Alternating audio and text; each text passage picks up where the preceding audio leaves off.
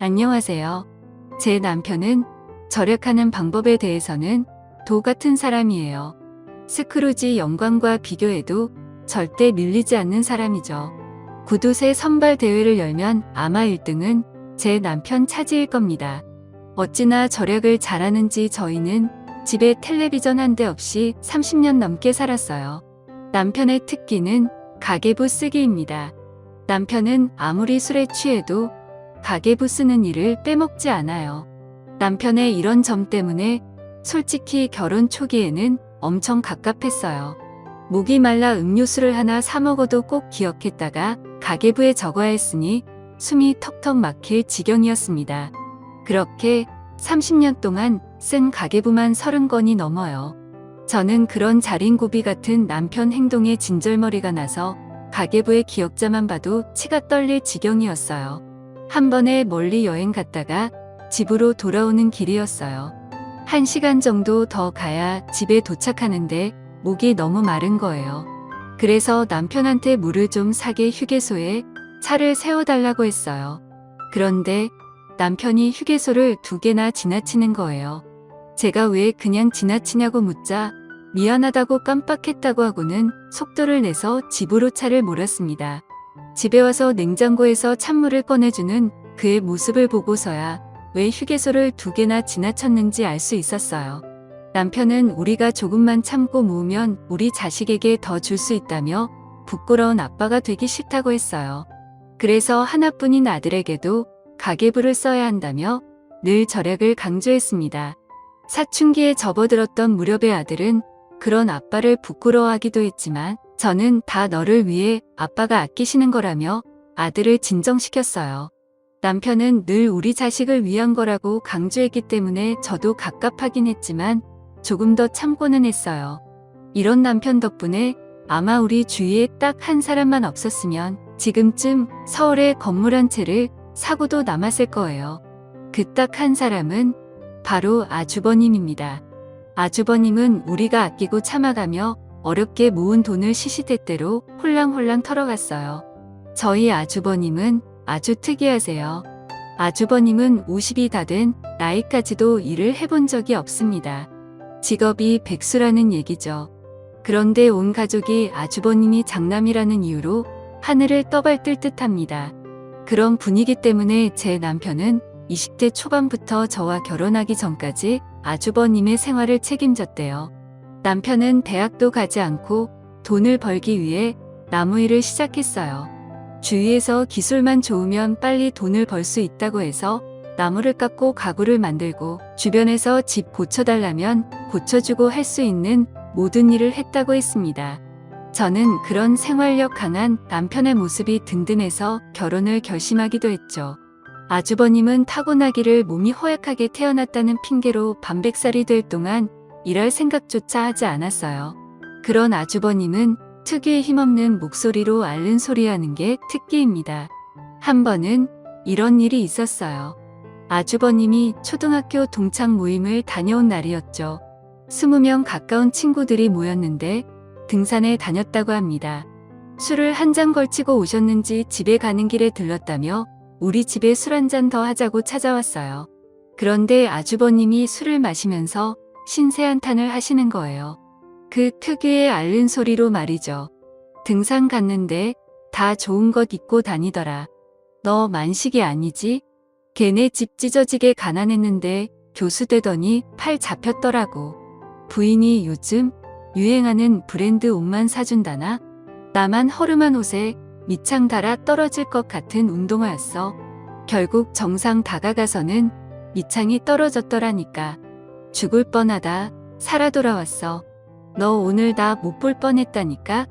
재수씨, 저 못 보실 뻔했어요. 에이슈, 돈 없으면 스민하시고 가만히 있어야지. 내 주제에 무슨 등산이고 취미야. 남편은 아주버님한테 특히 약합니다. 이상하게 아주머님한테만 쭉 그랬어요.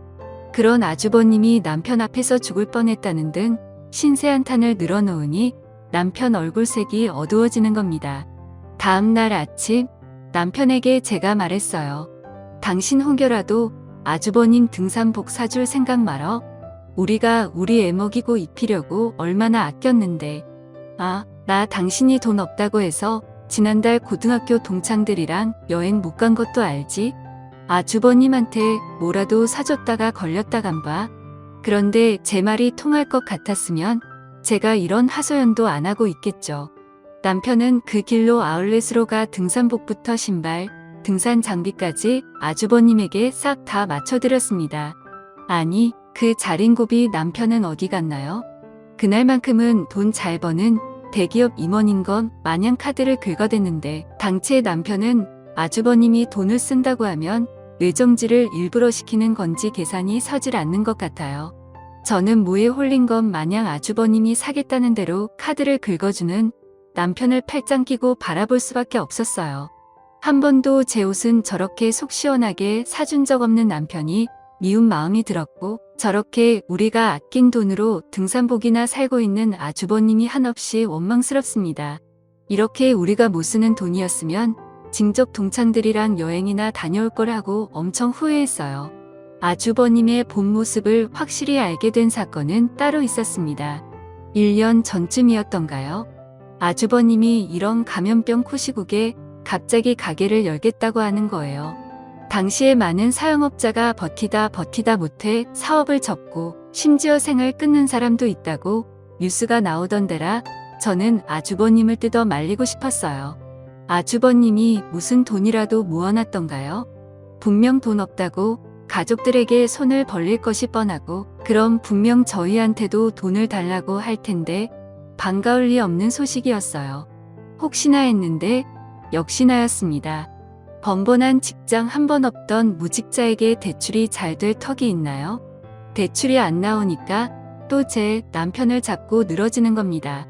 등산복, 신발, 장비는 그렇다 치고 가게라니요?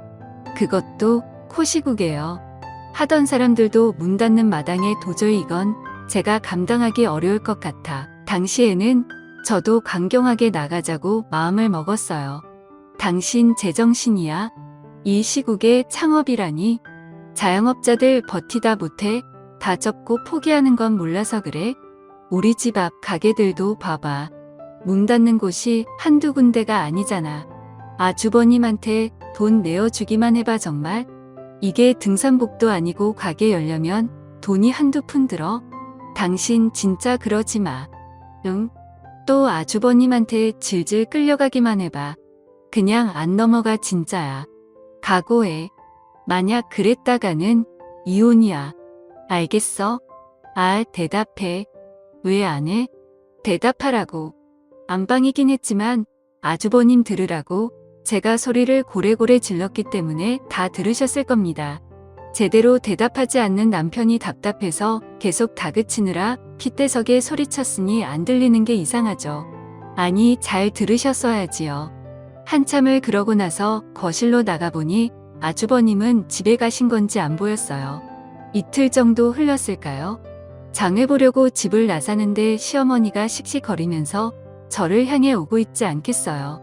시어머니는 다짜고짜 제 어깨를 손으로 툭 밀쳤습니다. 으그락불그락하는 얼굴로 하는 말이 가관이었어요. 내 아들이 너 때문에 저 세상 간다고 약까지 먹었다. 극악하게 한번 해보겠다는데 모처럼 일하겠다는 사람을 도와주면 그만이지. 장남 체면도 있는데 뭐라고? 형 도와주면 이혼을 한다고? 극악하게 안 처리해 주겠다고? 내 아들 죽일 셈이니 너는? 아이고, 참 기가 막혀서. 사람 보내는 방법도 가지가지다.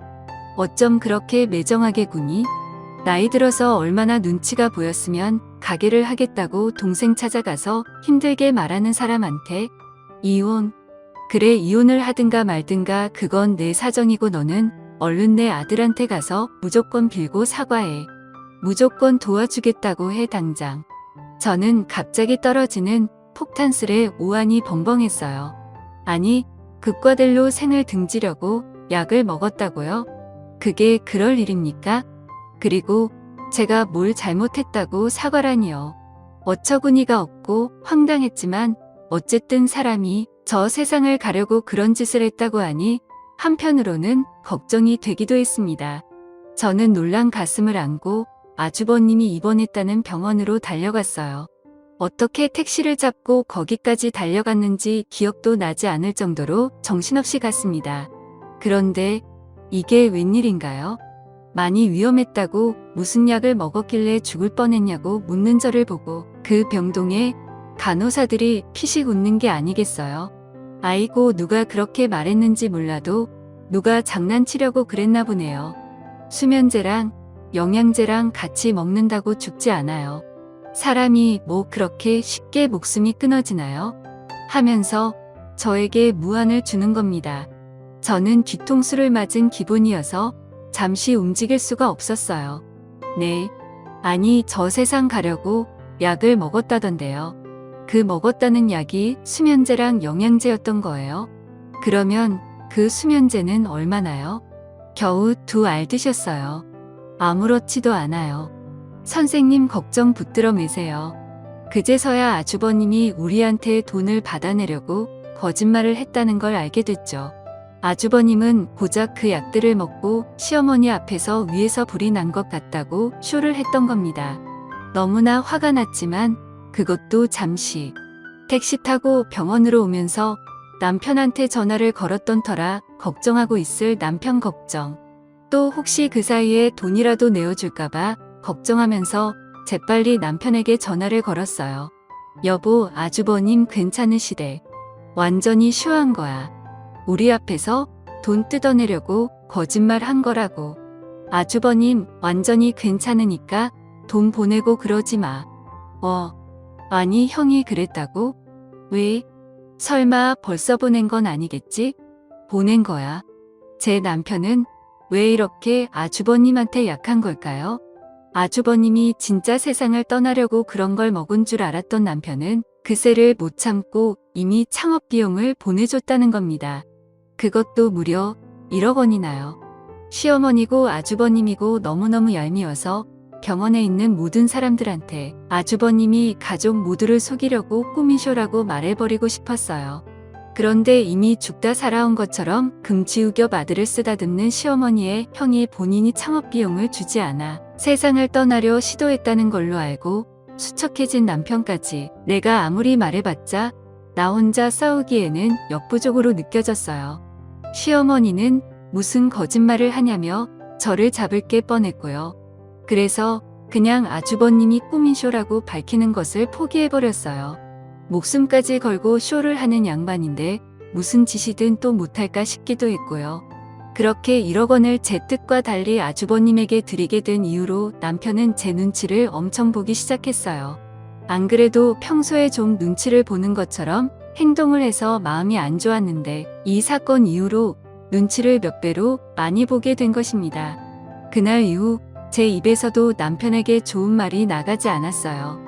평생 아끼고 살면 뭐해 남 좋은 일만 시키는데 내가 이렇게 살려고 이 사람이랑 결혼했나. 남줄 줄 알았으면 내가 다 쓰고 살았지 하면서 툴툴 떼는 소리가 하루에도 수십 번은 나오는 거였어요. 하지 말아야지 해도 가슴이 하도 답답하니 숨 쉬는 것처럼 자연스럽게 투덜거림이 튀어나왔습니다. 그렇게 남편은 점점 더 제 눈치를 보게 됐고 남편은 침실보다 거실 소파에서 자는 날이 늘어만 갔어요. 그러던 어느 날이었어요. 그날도 마찬가지로 저도 모르게 툴툴거리고 있었나 봐요. 평소에는 염치 없어 하던 남편이 갑자기 무슨 자신감이 생겼는지 큰 소리를 치는 거였어요. 그만해. 이제 내가 당신한테 평생 잊지 못할 선물 주면 될 거 아니야. 그럼 이제 그만할 거야. 아이고 선물이라고는 아주버님한테만 할 줄 아는 사람이 뭐 얼마나 근사한 선물을 주려고. 나한테도 뭐 1억 원이라도 주게. 당시에는 남편도 너무 미웠을 때라 무슨 콩콩이인지 궁금하지도 않았던 것 같아요. 그저 아주버님이라면 사족을 못 쓰는 남편이 더 이상 아주버님한테 끌려다니지 않았으면 하고 기도를 드릴 때였으니까요. 남편은 샤워를 마치고 나와 안방 화장대에 앉아 머리를 말리고 있는 제 눈을 가리고는 저를 일으켰어요. 그리고는 거실로 저를 끌고 나왔습니다. 이게 대체 무슨 일인가 싶었지만 그래 어떤 노력을 했나 궁금하기도 해서 못 이기는 척 따라 나왔어요. 식탁 앞에 가니 남편이 이제 눈을 떠도 된다고 하더라고요. 눈을 쉬며시 떠보니 글쎄 케이크와 웬 서류 봉투가 놓여 있었어요.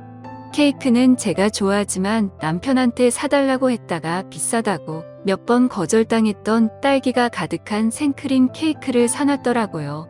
아니, 이게 뭔데? 한번 열어봐. 당신한테 평생 잊지 못할 선물 준다고 했잖아. 이게 뭐길래 저렇게 의기양양할까 하는 생각을 하며 종이 봉투를 들어서 안에 들여다왔습니다. 무슨 계약서가 있는 것 같았어요. 뭔데 그래?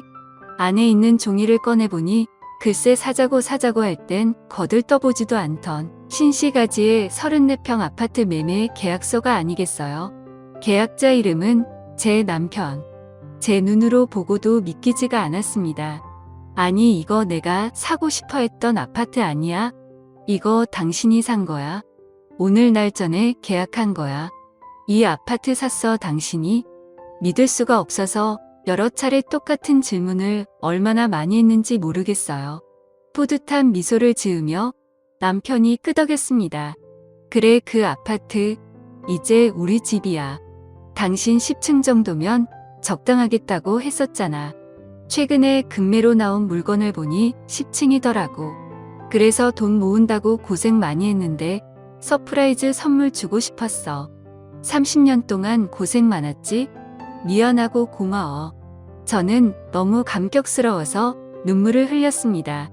그동안 목이 마르다고 해도 물 한 병을 안 사주고 집까지 와서 마시기에 서운하고 짜증났던 마음이 한순간에 공중으로 흩어지는 기분이었어요.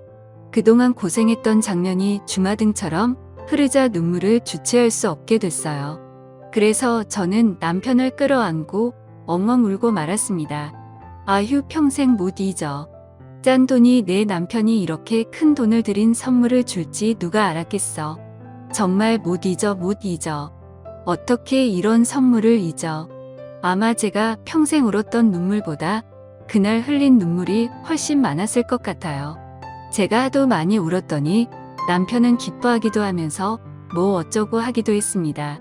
그렇게 저희는 새 집으로 이사갈 준비를 하게 됐어요. 이삿짐을 싸던 어느 날이었어요. 시어머님이 집으로 찾아와서는 아주버님이 장가를 가게 생겼다고 하시는 거예요.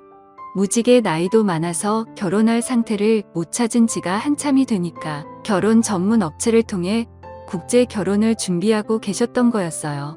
베트남이었나 태국이었나 베트남 여자를 만나보고 태국 여자도 만난다고 했나 관심도 없는데 시어머니는 이 여자가 어떻고 좋던지 한참을 설명했어요. 갑자기 두려운 마음이 들기 시작했어요.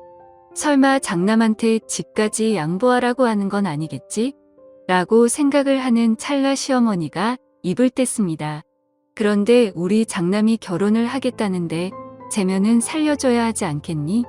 세아가 보기에도 그렇고 이번에 산 너희 아파트 신혼집으로 꾸며서 보여주면 세아가도 마음에 들어 하지 않겠어? 우리 장남 기도사이고 말이야. 아니 이게 무슨 자다가 봉창 두드리는 소리인가요? 저랑 남편이 뼈 빠지게 일하고 아끼고 모아서 어떻게 마련한 집인데요. 우리가 30년을 구두쇠처럼 안 쓰고 모아가며 마련한 집을 이렇게 말 한마디로 빼앗으려 한다는 사실이 소름 끼치게 싫었습니다. 이 인간들 때문에 30년 애써온 게 3초 만에 물거품이 되는구나 하는 생각에 몸이 부들부들 떨리기 시작했어요. 보아하니 아주버님은 나서지 않고 뒤에서 그림자처럼 숨어서 시어머니를 조종하는 것 같았어요. 집을 넘기라고 말하는 시어머니도 너무 싫었지만 뒤에서 조용히 조종만 하고 모습을 드러내지 않는 아주버님도 소름 돋게 싫었어요.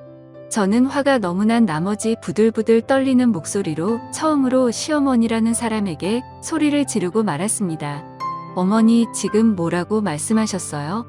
어머니 아들한테 저희가 산 집을 주라고요? 제 아들한테도 먹을 거 입을 거 아껴가면서 충분히 해주지 못하고 살았어요.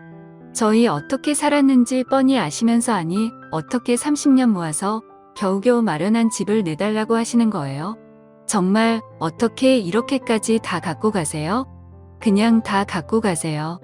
저희한테 아무것도 남지 않아야 그래야 끝이 나겠어요. 집이고 차고 옷이고 수저고 다 갖고 가세요. 그냥.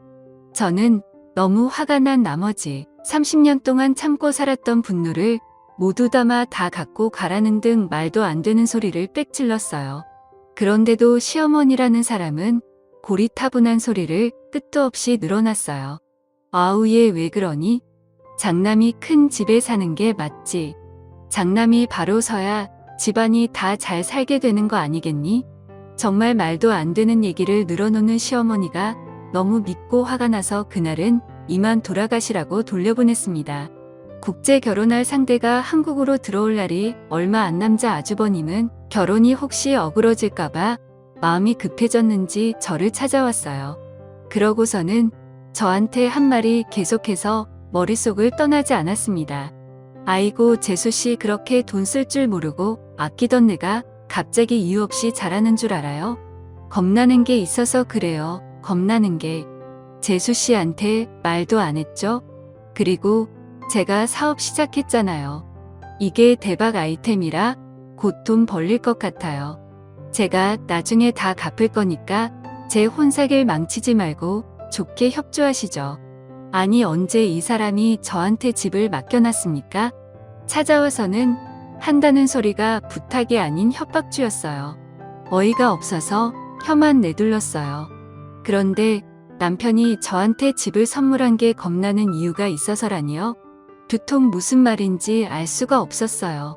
아주버님이 돌아가시고 나서 한참을 고민했지만 도저히 혼자서는 이 수수께끼를 풀 수가 없어서 남편한테 이 일을 물어봐야겠다 싶었어요. 전화를 걸었는데 남편이 받지를 않았습니다.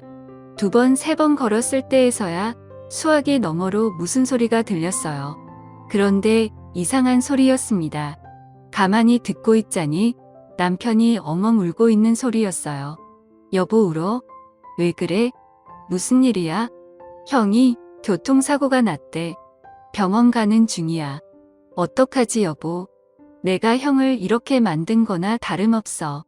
하며 엉엉 우는 남편의 말이 무슨 말인지 이해가 되지 않았어요. 아니 조금 전 저를 찾아와서 헛소리를 하다가 나간 아주버님을 남편이 저세상화하게 만들었다니요. 남편은 오늘 큰 거래처 손님이 오신다며 일찍부터 회사에 나가 있었어요. 집에서부터 남편 회사까지는 적어도 40분, 아주버님이 나가고 나서 20분도 안 돼. 제가 전화를 걸기 시작했으니 물리적으로 아주버님을 만났을 것 같지는 않았어요. 저는 일단 남편을 진정시킬 필요가 있었습니다. 여보 무슨 말이야? 당신이 아주버님을 해했다니? 내가 그런 거나 다름없어. 내가 집까지 달라고 하는 엄마랑 형을 보면서 없어졌으면 좋겠다고까지 생각했었거든. 내가 미워해서 형이 사고가 난 거야. 어떻게? 남편은 자책을 하면서 괴로워하고 있었어요. 저는 놀란 가슴을 쓸어내렸습니다. 남편이 일단은 진짜로 해한 건 아니었으니까요.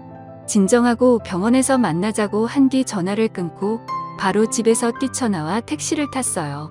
이게 도대체 무슨 일인지 저한테 잘 협조하라고 협박하든 말하든 나간 게 불과 1시간 전인 것 같은데 왜 갑자기 사고를 당했다는 건지 혼란스러웠어요. 병원에 도착해서 응급실로 뛰어들어갔는데 시어머니와 남편이 바닥에 앉은 채 울고만 있었습니다. 어떻게 된 건지 의사와 간호사에게 물었어요. 저쪽에 있다고 알려주는 간호사의 손끝을 따라 쳐다본 침대 위에는 온몸에 피칠갑을 한 아주버님이 누워 있었습니다. 이미 세상을 떠나셨는지 의사가 흰 천으로 아주버님의 몸을 덮으려고 하고 있었어요. 시어머니는 망연자실에 온 세상을 잃은 것처럼 바닥에 앉아 계셨어요. 남편 역시 얼마나 울었는지 넋이 나간 채로 시어머니 옆에 앉아 있었습니다. 저는 그 둘에게 다가가 이게 무슨 일이냐고 물었어요. 그런데 둘 다 정신을 놓았는지 대답을 하지 못했습니다. 저는 출동한 소방응급대원을 붙잡고 어떻게 된 일인지 물었어요. 아주버님은 우리 집을 나서서 평소 타고 다니던 스쿠터를 탔다고 합니다. 스쿠터를 운전하는 채로 제 남편에게 전화를 걸었던 것 같아요. 제가 우리가 산 아파트를 양보하기로 했다는 말을 남편한테 했다고 해요. 그러면서 바뀐 신호를 미처 못 보고 좌회전을 하고 있었나 봅니다. 그런데 마침 직진 신호가 켜져서 저 멀리서 달려오던 트럭이 속도를 미처 줄이지 않고 달렸다고 해요. 그러다 신호를 어기고 좌회전을 하는 스쿠터를 보고는 급 브레이크를 밟았지만 이미 스쿠터와 아주버님을 치곤 안 뛰었어요. 아주버님은 공중으로 붕 떠서 10m 정도를 날아갔다고 해요. 머리부터 떨어지는 바람에 피가 많이 났고 그 자리에서 바로 숨을 거둔 것으로 응급대원은 추정했어요. 모두 정신없는 틈에 경찰 한 명이 저에게 다가왔어요. 아주버님의 전화기라며 휴대전화를 건네줬습니다. 받아들은 휴대전화에 알림이 떠 있었는데 최근에 온 알람이 남편의 문자였어요. 아무 생각 없이 일단 눌러서 문자를 확인했는데 아니 제가 제대로 본 것이었을까요? 한참을 읽으면서 올라갔는데 점점 화면이 뿌옇게 보이더니 저는 하염없이 눈물이 흐르기 시작하는 것이었어요.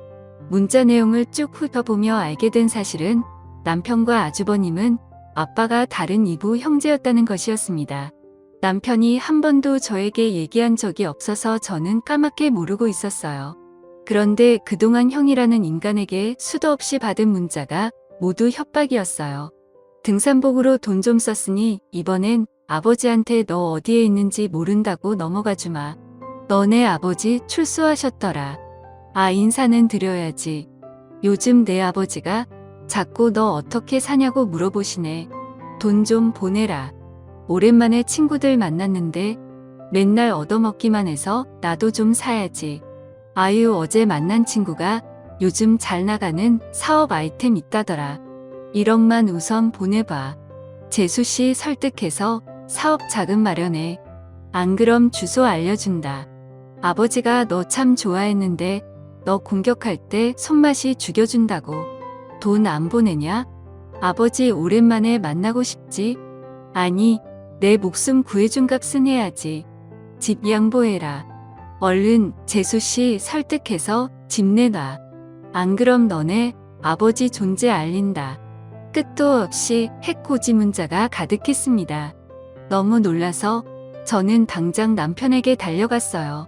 도대체 어떻게 된 이야기인 건지 아버지가 남편을 때렸다는 얘기는 뭔지 물었습니다. 남편은 초점이 없는 눈으로 저에게 아버지란 인간에 대해 설명을 하기 시작했어요. 시어머니는 아주버님을 낳고 본인 전 남편과 사별을 하고 남편의 아버지와 재혼을 했다고 해요.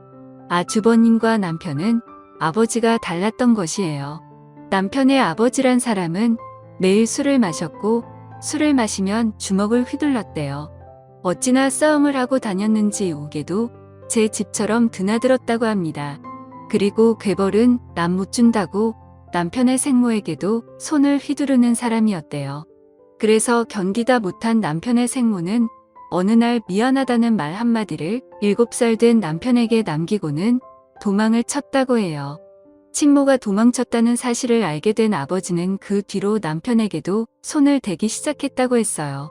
친모가 도망친 이유가 다 너 때문이라면서 아무 잘못 없는 제 남편에게 손을 올리며 화를 풀던 인간이었던 겁니다. 남편이 14살이 된 무렵이었을까요? 어느 날 갑자기 시어머니가 아주버님과 함께 집으로 찾아왔다고 해요. 새어머니가 된 거죠. 남편은 새어머니인 시어머니 품에 안겨 펑펑 울었고 남편 혼자 남겨진 모습의 시어머니 역시 불쌍한 남편이 되었어요. 남편이 너무 불쌍하다며 펑펑 울었다고 해요. 그리고 나중에 시아버지가 남편에게 손을 올린다는 사실을 알게 되었고 그 즈음 시어머니도 시아버지랑 사이가 틀어지면서 한참을 고민하기 시작했대요. 식당에서 허드레시를 하며 아주버님 한 명 키우는 것만으로도 벅찼던 시어머니였으니까요. 한참 고민하던 시어머니한테 아주버님이 한마디 했다고 합니다. 엄마 얘 자기 아빠한테 맨날 혼난다면서요. 불쌍하잖아요. 우리가 데리고 가요. 그 말을 듣고도 시어머니는 고민했다고 해요. 무엇보다 남인 저희 남편까지 데리고 갔을 때 혹시 시아버지가 찾아올까봐, 그러다 본인 친아들인 아주버님까지 시아버지한테 당할까봐 걱정했던 것 같다고 남편은 말했습니다. 한참을 고민하던 시어머니에게 아주버님이 또다시 말했다고 해요. 엄마 얘 불쌍하잖아요. 우리가 구해줘요. 그 길로 시어머니는 친아들이 아닌 저희 남편까지 데리고 집을 나섰대요. 그 뒤 남편은 시어머니와 아주버님과 같이 함께 살았다고 해요. 시아버지한테 당하는 제 남편이 불쌍해 자기 친자식도 아닌 아이를 데리고 나간 거죠. 그때 남편은 이런 시어머니와 아주버님이 마치 천사 아니 신처럼 보였을 거고요. 그리고 아직도 트라우마 때문인지 내일 모레면 50이 되는 남편인데 아버지라는 단어를 말할 때마다 부르르 몸을 떨었습니다. 남편은 이야기가 깊어질수록 14살 아버지에게 해를 입으며 살던 사춘기 시절로 돌아간 듯 했어요. 술에 취해 돌아온 아버지는 거의 매일이다시피 남편에게 손을 올렸다고 하십니다. 거의 7년을 매일같이 그러고 살다가 새어머니인 시어머니가 들어왔을 때 남편은 시어머니를 따라가지 않으면 생을 마감할지도 모르겠다는 생각이 들었다고 해요.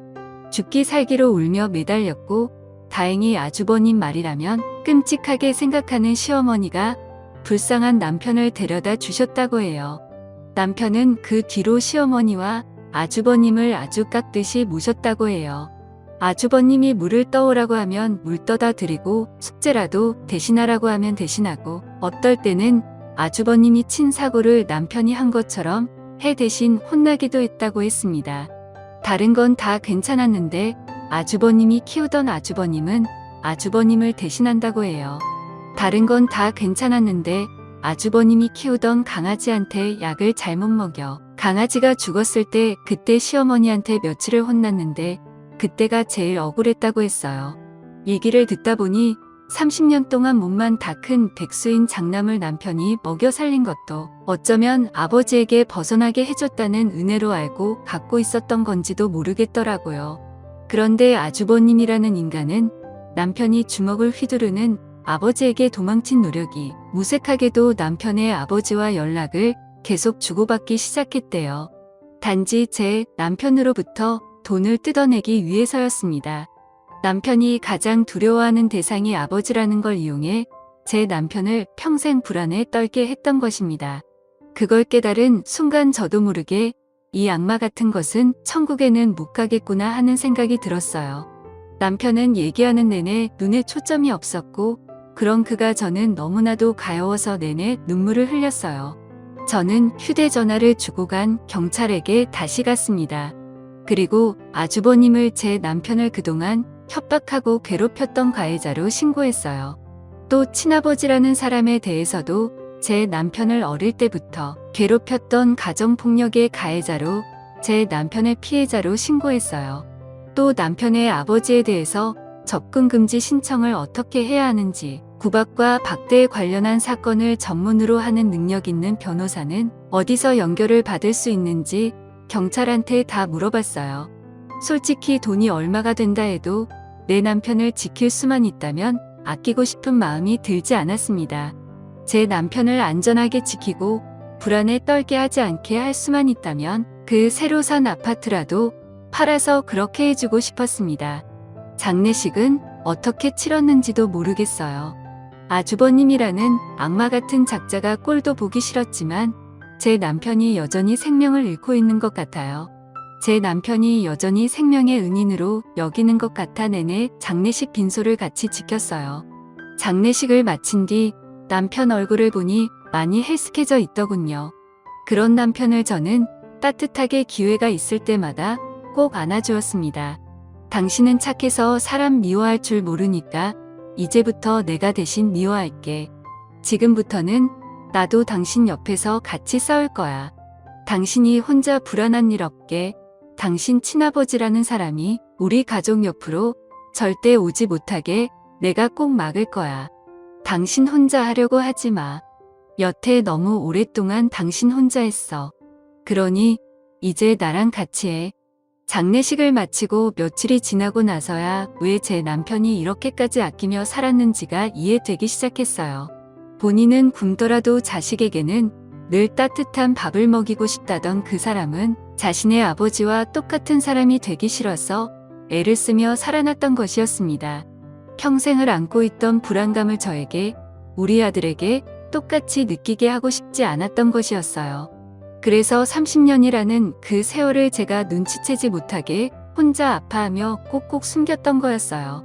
아주버님이 해코지 문자를 보내 답장을 해야 하며 슬며시 베란다로 나갔다 오던 남편이었음을 저는 그제서야 알게 되었습니다.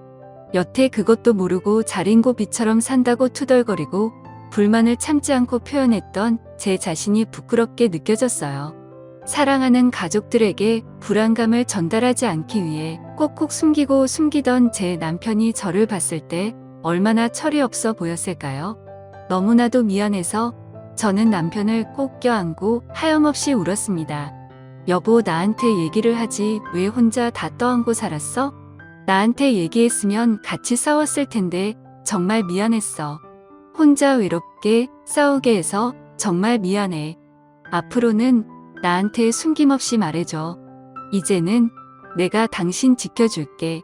아마 제 남편은 이제 더는 중간에서 아버지에게 집 주소를 알려준다고 해코지 하는 사람이 없어진 데 대한 안도감이 가장 컸을 겁니다.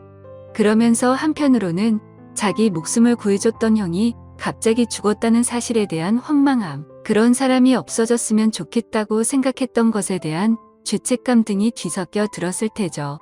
하지만 저는 아주버님에 대해 안쓰럽다는 생각이 전혀 들지 않았어요. 그가 제 남편에게 한 행동들을 생각하면 어쩌면 저렇게 갑자기 황망하게 떠난 게 본인의 업보이지 않을까 하는 생각마저 들었으니까요. 남편에게는 조금 미안한 생각일 수 있지만 인광부, 권선징악 등 사자성어가 떠올랐으니까요. 남편에게도 얘기는 했습니다. 아주버님한테 절대 미안해할 필요 없다고요. 당신이 이 세상을 떠났으면 좋겠다고 해서 그 사고가 난 게 아니라고요. 나한테 해코지하고 당신한테 거짓말하면서 위험하게 운전하다 스스로 명을 재촉한 거라고요. 그리고 무엇보다 나는 당신이 자랑스럽다고 존경할 만한 사람과 결혼해서 행운이라고 말해줬습니다. 당신같이 착한 사람이 절대 아버지처럼 못된 사람이 되려야 될 수 없다고요. 시어머니가 조금 기운을 차렸을 무렵 저는 아주버님이 그동안 남편한테 보냈던 문자를 보여드렸어요. 사실 한참을 고민했습니다. 이미 고인이 된 사람인데 굳이 지난 일을 들춰내야 하나 싶어서요. 그런데 어느 순간 결심이 섰어요. 시어머니께는 둘도 없이 소중한 친아들이었겠지만 고인의 명예보다는 시어머니에게도 40년이 넘는 세월을 방관한 죄를 물을 필요가 있다는 생각이 들었기 때문이었거든요. 시어머니는 문자를 천천히 다 읽더니 입을 틀어막으시고 울기 시작하셨습니다. 미안하다. 미안해 아들아. 내 형이 이렇게까지 너를 괴롭히고 있을 줄은 꿈에도 몰랐어. 그것도 모르고 내가 너를 어떻게 하면 좋으니? 미안하다 아들아. 나를 용서해다오. 그렇게 아버지가 제 남편에게 다가오지 못하도록 접근 금지 명령을 받아냈고 아버지는 그 뒤로 시어머니나 남편에게 연락하지 않았어요. 남편은 이제서야 한결 편해진 얼굴로 사는 것 같아요. 주눅들어 눈치를 보던 그 모습은 온데간데 없이 사라졌습니다. 늘 불안해 보였던 표정도 싹 폈고요. 남편은 심신이 편하다는 말이 무슨 뜻인지 요즘 들어 처음 알았다고 해요.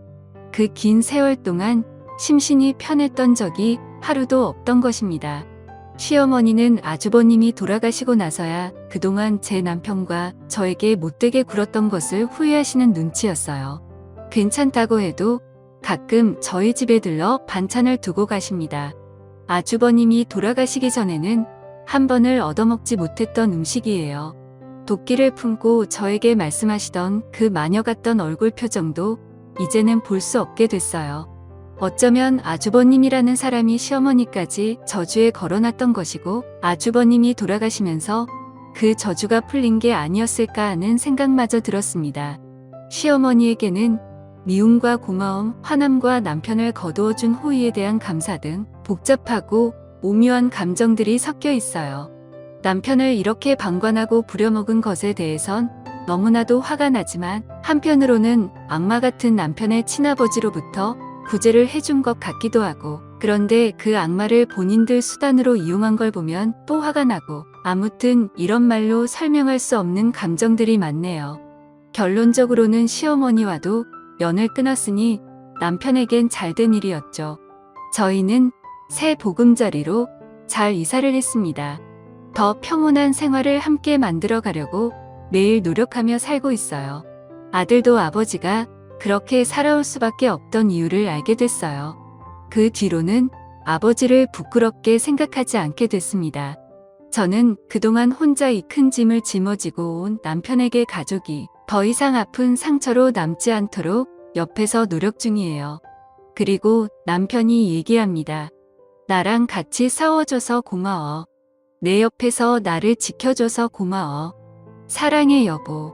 그럼 저는 씩 웃으며 어떠한 힘든 일이든 서로 같이 잘 이겨내면서 잘 살아보자고 했어요.